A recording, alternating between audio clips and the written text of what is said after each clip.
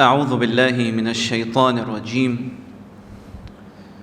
بسم الله الرحمن الرحيم الحمد لله رب العالمين والصلاة والسلام على أشرف الخلق وأعز المرسلين سيدنا حبيب قلوبنا شفيع ذنوبنا طبيب نفوسنا أبا القاسم محمد بن عبد الله وعلى آل بيته الطيبين الطاهرين اللهم صل على محمد آل محمد. Assalamu alaikum to all of you brothers and sisters. Thank you. May Allah accept your deeds, accept your efforts, especially in this rainy weather coming from far distances, tolerating this swampy weather, this swampy land. And Allah subhanahu wa ta'ala will reward you inshaAllah more than you expect in ways that you haven't even thought about, like He rewarded Yusuf alayhi salam. As the narration says, Al-ajr ala qadri al-mashaqqa. Compensation is according to the effort that you do. The more effort, the more the compensation, inshaAllah. So thank you again for your presence, and may Allah subhanahu wa ta'ala keep you in good health and make you more powerful, more determined to grasp from the knowledge of the Qur'an and the knowledge from the knowledge of whom the Qur'an was sent on, which is the Prophet Muhammad sallallahu alaihi and his household.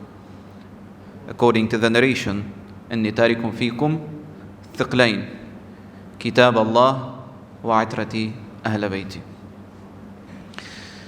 But as usual, first of all, let us start our lecture by asking repentance from Allah subhanahu wa ta'ala. And what's better way to start our lecture than pray to Allah subhanahu wa ta'ala.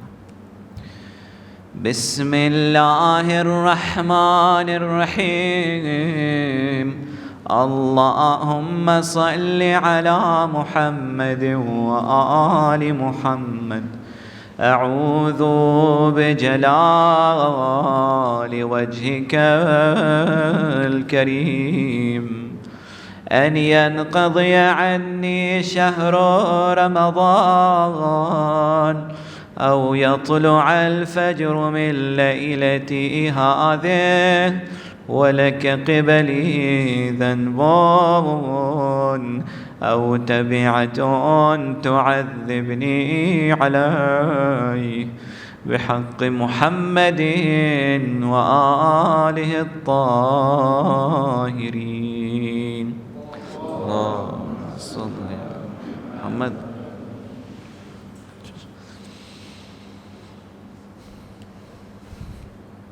One of the great sayings for one of the well-known French authors,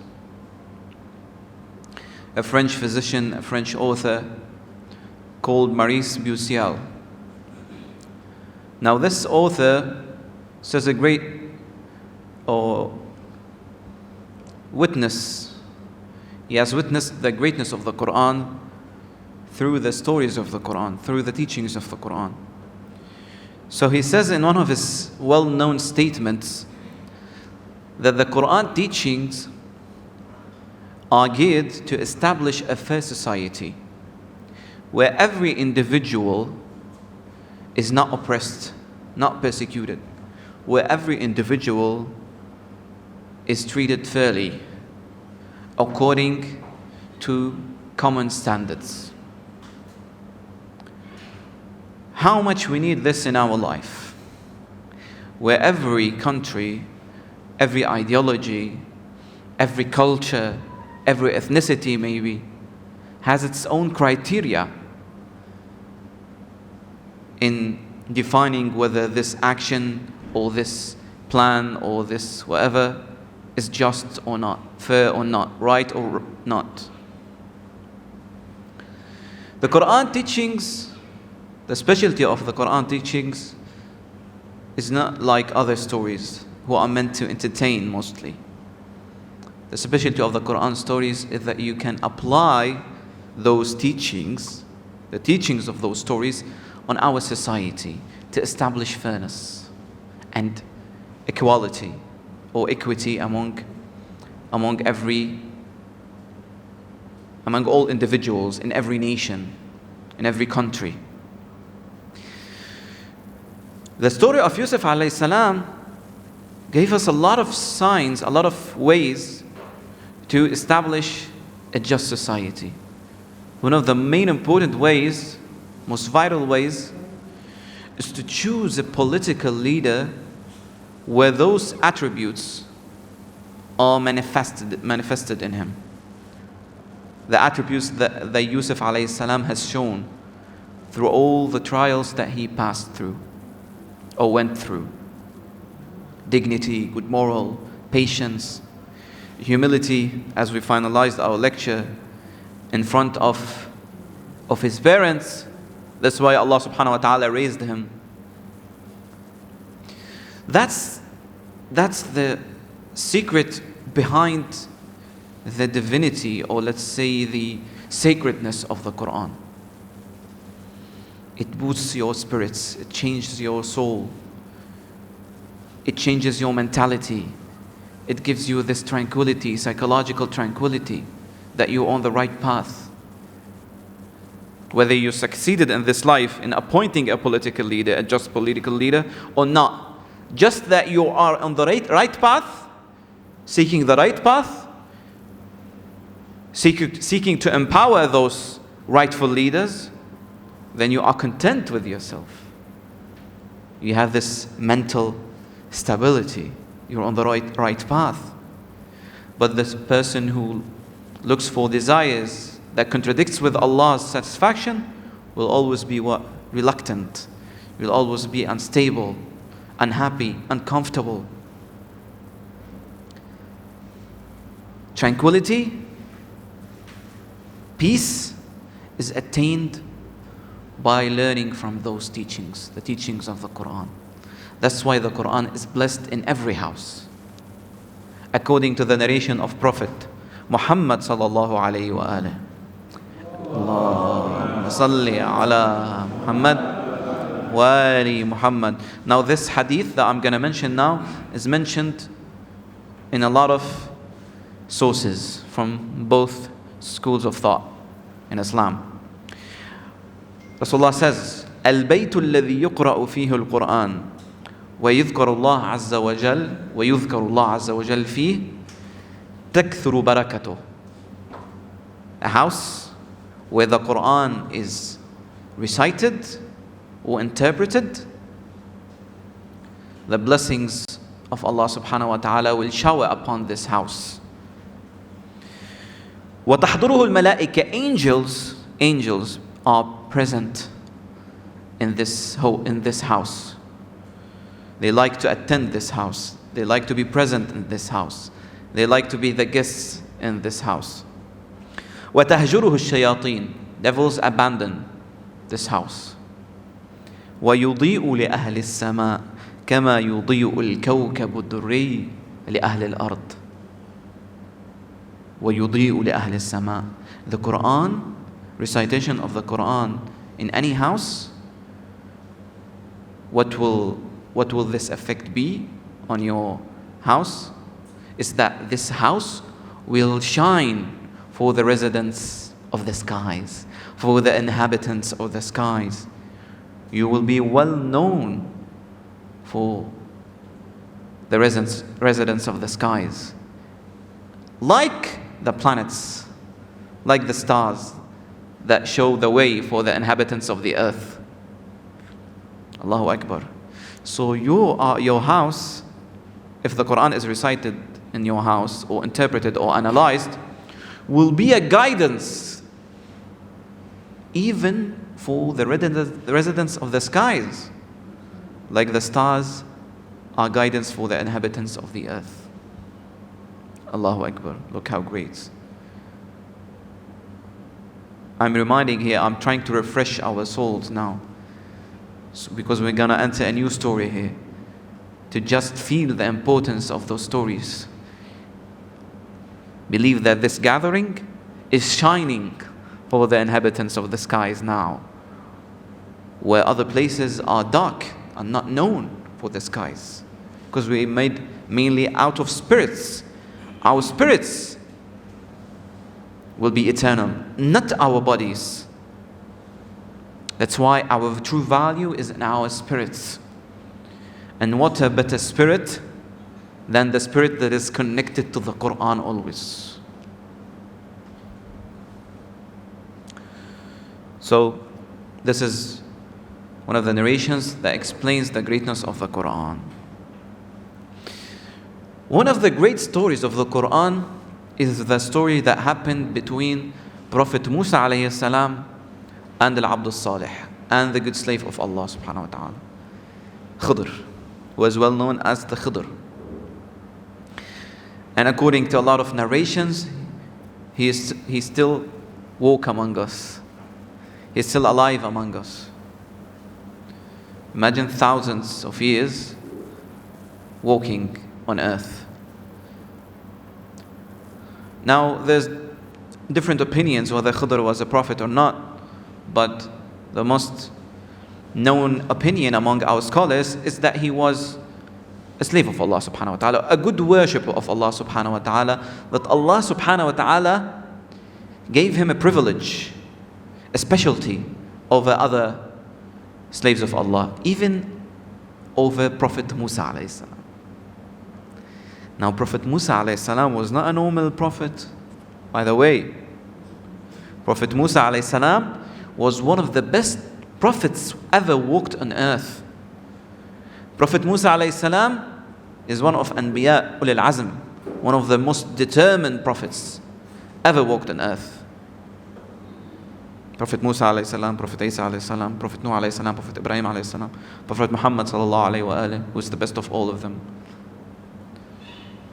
So we're not talking about a normal prophet. Yet Allah subhanahu wa ta'ala let him go through a trial, a test.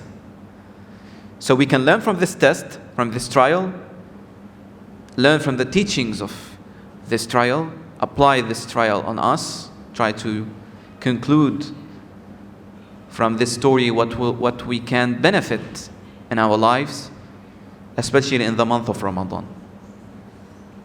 And also, in addition to that, it's a trial to elevate the spiritual level of Prophet Musa alayhi salam, and even to elevate the spiritual level of Khidr alayhi salam. Allah subhanahu wa ta'ala teaches us through his prophets, and also teaches his prophets, his slaves.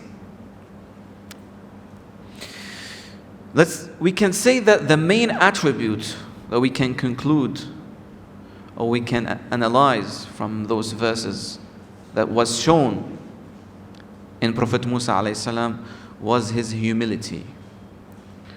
He was very humble to learn from Khidr alayhi salam.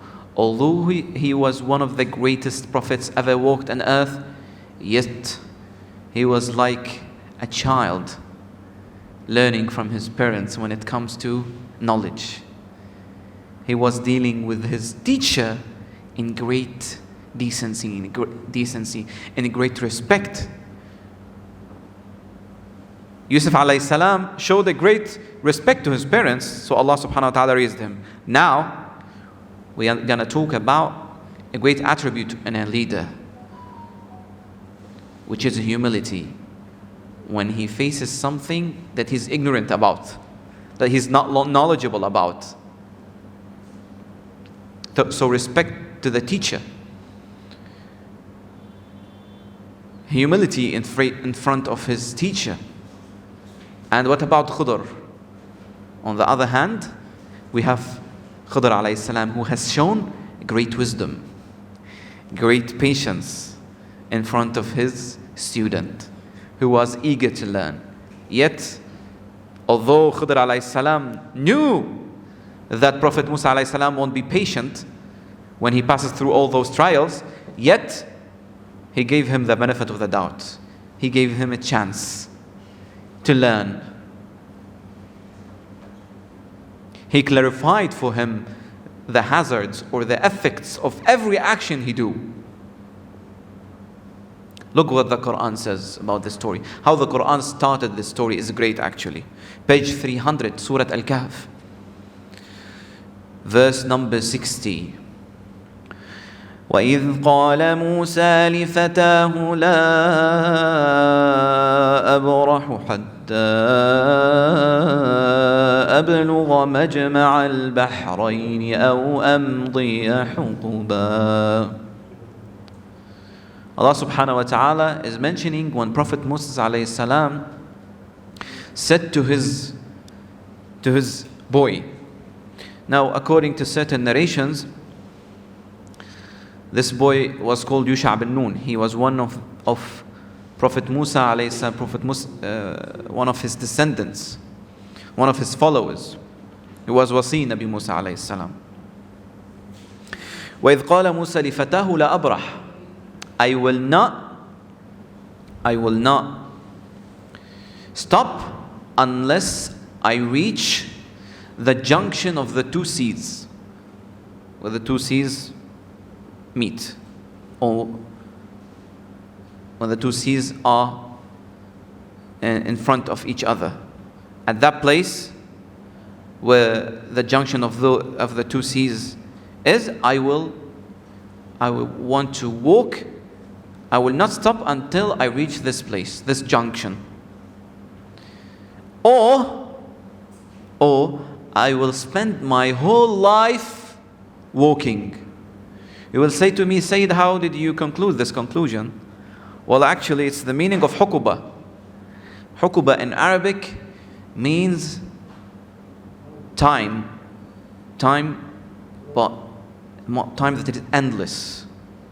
That is not limited, not confined with a certain amount or certain number. According to certain narrators, they say that it's around 80 years.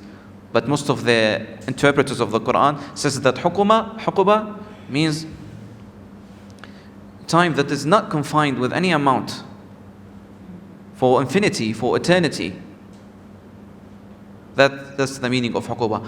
Now the main question here should be asked, why Prophet Musa alayhi salam is saying that? He's not stopping until he reaches this juncture, or else he will stay in his trial or in his walk until eternity. What is that great thing that you are seeking, Prophet Musa alayhi salam? That is knowledge. That is knowledge. Allah subhanahu wa ta'ala revealed to him through the revelation, of course, through the wahi, that someone will be waiting for him in this place. And the sign of this slave of God, of Haider alayhi salam, is that a fish will slip away at this place. So when this event happens, when this incident happens, know that it's the time to meet that slave of Allah subhanahu wa ta'ala. And according to certain narrations, like in Sahih al-Bukhari, that Prophet Musa alayhi salam gave a sermon in front of his people or some of his companions, and while he was talking about Allah subhanahu wa ta'ala, someone asked him, are you the most knowledgeable person on earth? He said, yes, I am. So Allah subhanahu wa ta'ala wanted to teach him a lesson, or teach us maybe a lesson through his story. Therefore, Prophet Musa alayhi salam was very eager, and this is one of the lessons that we should apply in the month of Ramadan, was very eager to seek knowledge, to learn from others, to learn from a certain individual who has some knowledge that he doesn't have. Prophet Musa alayhi salam had the exoteric knowledge, ilm al-zahiri, the knowledge that it's written in the legislation of Torah, for example, the laws of the Torah, how to judge among people, what is halal, what is haram. But Haider alayhi salam had another kind of knowledge, esoteric knowledge, ilm al-batini. mystic knowledge. Prophet Musa alayhi salam was very eager to learn from others, even though he was one of the most knowledgeable people. He's actually the most knowledgeable person on earth at that time. Yet, this level of knowledge didn't deprive him from seeking other knowledge. It didn't make him arrogant. He didn't look down at others who had better knowledge in other fields. So Prophet Musa alayhi salam was willing to walk for eternity for this knowledge. That's why Allah subhanahu wa ta'ala blessed him and made him meet Khidr alayhi salam. وَإِذْ قَالَ مُوسَى لِفَتَاهُ. And actually he's teaching also his boy. Now, why would he say this thing to his boy? Because of course, the walking all this distance will be hard on him. So the verse is showing that this path, this walking, was hard on them. That's why Prophet Musa alayhi salam said that to his boy, to his descendant. That is the greatness of knowledge, brothers and sisters. That's why in one of the verses, وَمَا خَلَقْتُ الْجِنَّ وَالْإِنسَ إِلَّا لِيَعْبُدُونَ, in one of our narrations from Imam Sadiq alayhi salam, someone asked him, what does Allah subhanahu wa ta'ala means by ya'budun, worshipping him? How should we worship him? Imam Sadiq alayhi salam, Allah subhanahu wa ta'ala means وَمَا خَلَقْتُ الْجِنَّ وَالْإِنسَ إِلَّا لِيَعْرِفُونَ. I haven't created people and even elves, the jinns, but to know me. Worshipping me by knowing me. The more you know Allah subhanahu wa ta'ala in this holy month of Ramadan by interpreting His verses, the more you become fearful of His power, of His punishment. The more you know Allah subhanahu wa ta'ala and His greatness in saving His prophets, the more you are eager to pray to Him. That's why one of the best deeds that a faithful person could do in this holy month of Ramadan is to seek knowledge. Even in Laylatul Qadr. You know, a lot of our scholars in Laylatul Qadr, they learned from the narrations of Ahl Bayt, from the Qur'an, from the teachings of the Qur'an. In fact, one of our greatest scholars called Sheikh Saduq, he said that knowledge probably is most important even than recitation for the dhikr. For every dhikr that you mention Allah subhanahu wa ta'ala, it's the highest of the dhikr, knowledge. In one of our narrations, they repeat this narration for us in all stages of the hawza, the first year, the second year, the third year, to always remind ourselves about the value of knowledge, so we could always be motivated to know more, not to get lazy. This narration is إِنَّ الْمَلَائِكَةَ لَتَضَعْ أَجْنِحَتَهَا لِطَالِبِ الْعِلْمِ. Angels, lower the wings for talib al-ilm, for the seeker of knowledge. Even the whales in the darkest of the seas, even the whales praise Allah subhanahu wa ta'ala on behalf of you, if you are a true seeker of knowledge. So this is the importance of knowledge, even to one of the most knowledgeable persons at that time. فَلَمَّا بَلَغَا مَجْمَعَ بَيْنِهِمَا. فَلَمَّا بَلَغَا مَجْمَعَ بَيْنِهِمَا, verse number 61. نَسِيَا حُوتَهُمَا فَاتَّخَذَ سَبِيلَهُ فِي الْبَحْرِ سَرَبًا. When they have reached the junction of the two seas, the hoot, by the way, the hoot, we are used in Arabic that the hoot is the whale. No, they can't put on the backs to the hoot, the whale. No one can take a hoot, a whale, and walk with it. So the hoot in Arabic is a fish. So they have lost, or the hoot, the samaka, the fish, slipped away from the hands of Prophet Musa alayhi salam and his follower. Not from his hand literally, figuratively. Maybe they slept for a time, and then after they woke up, after the ship slipped to the sea, went to the sea, فَلَمَّا جَاوَزَا قَالَ لِفَتَاهُ آتِنَا غَدَاءَنَا.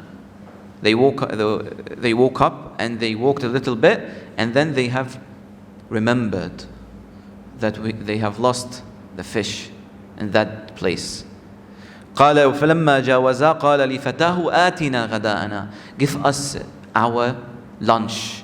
لقد لقينا من سفرنا هذا نصبا. We are tired from our travel. قال إذ أرأيت إذ أوينا إلى الصخرة. Verse number 63. فإني نسيت الحوت وما أنسانيه إلا الشيطان أن أذكره. Sorry, Prophet Musa alayhi salam, I have forgot the fish, and no one has made me forget this but except for the devil. واتخذ سبيله في البحر عجبا. And I wonder how he went or slipped, I wonder how this fish slipped away in the sea.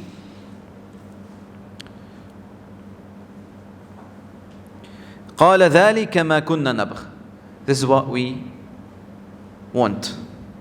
فارتدا على آثارهما قصصا فوجدا عبدا. They have returned to their place, to that junction. فوجدا عبدا من عبادنا. They have found a slave of ours. Allah subhanahu wa ta'ala have it said they have found a slave and that's it. عبدا من عبادنا. Allah subhanahu wa ta'ala says that he's a slave of mine.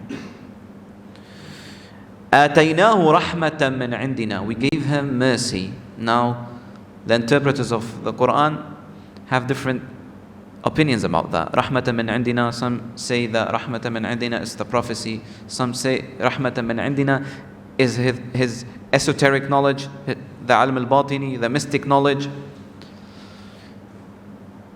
Others say that رحمة من عندنا, he had a very purified heart that can show him certain things that even Prophet Musa alayhi salam can see.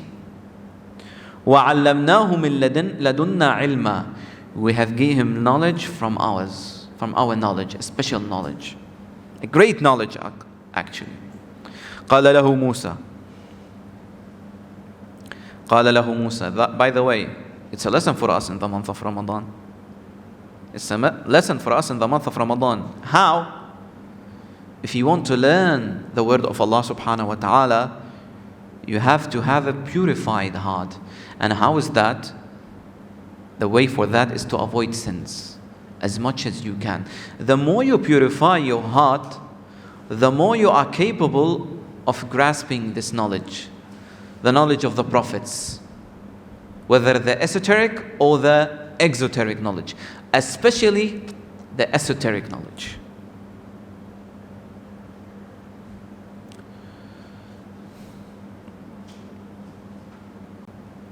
What did Prophet Musa alayhi salam now say to Haider alayhi salam when he met him?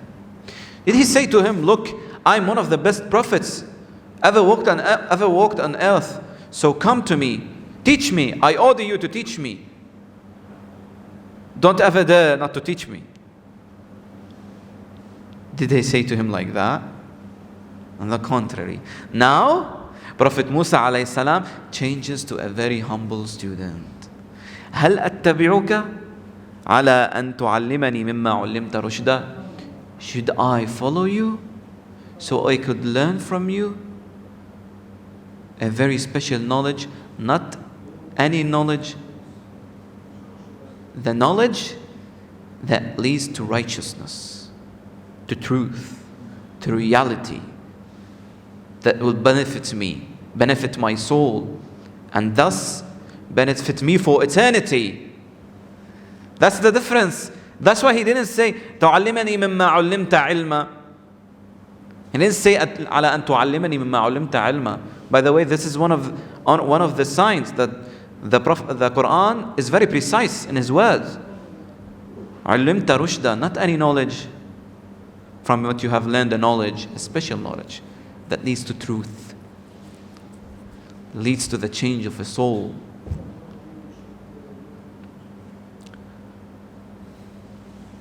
And it's not, the knowledge is not the goal. The knowledge is the tool for reality. Others believe that knowledge is, no, it's the goal. The more you're a knowledgeable person of anything that you know, in any category, in any major, then you're very good. You're reaching perfection. Well, actually, that's not the case in Allah's criteria, in Allah's eyes. The knowledge that it's in the way or in the path of Allah, in the path of knowing Allah subhanahu wa ta'ala, that is the beneficial knowledge. That's why he said rushda. قال إنك لن تستطيع معي صبرا.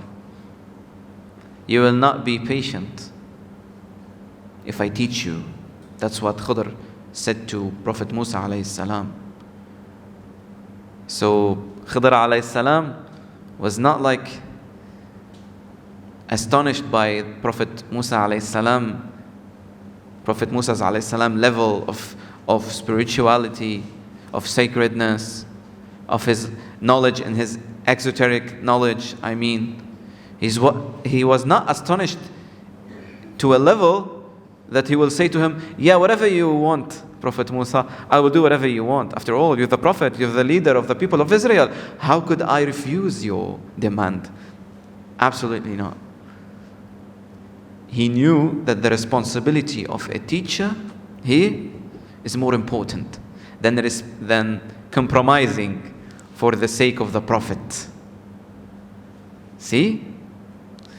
Prophet here, Khidr alayhi salam, was very just, very clear, because he was sending signs to Prophet Musa alayhi salam that you won't be patient if I taught you my knowledge.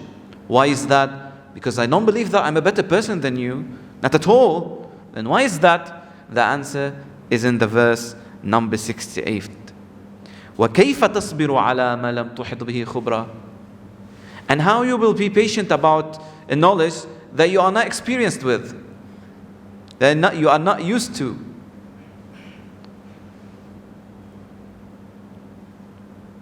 He, Prophet Musa alayhi salam,